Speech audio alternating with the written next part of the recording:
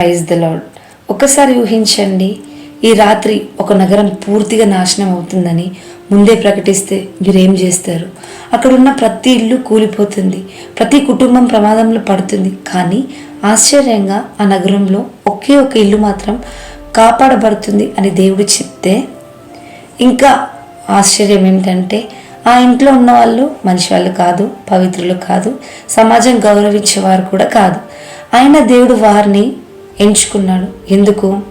అదే సమాధానం మనం ఈరోజు యెహోషువ 6:25 చూద్దాం.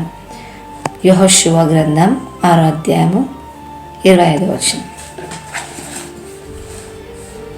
రాహాబును వేశ్య యెరికోను వేగుచూచుటకు యెహోషువ పంపిన దూతలను దాచిపెట్టి ఉండెను గనుక అతడు ఆమెను, ఆమె తండ్రి ఇంటి వారిని, ఆమె కలిగిన వారినందరినీ బ్రతకనిచ్చెను.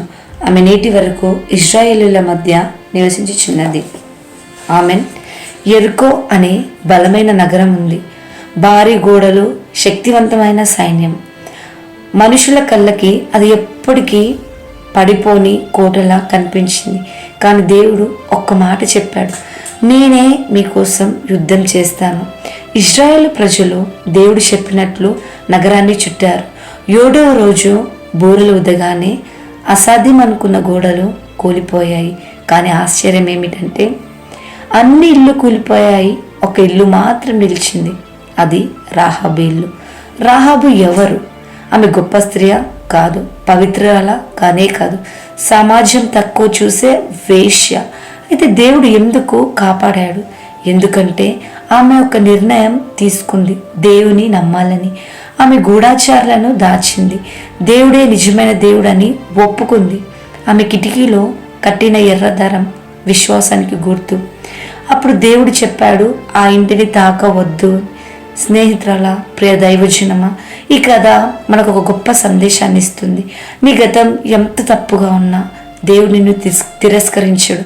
నీ పాపం పెద్దది కాదు, దేవుని కృప అంతకంటే పెద్దది.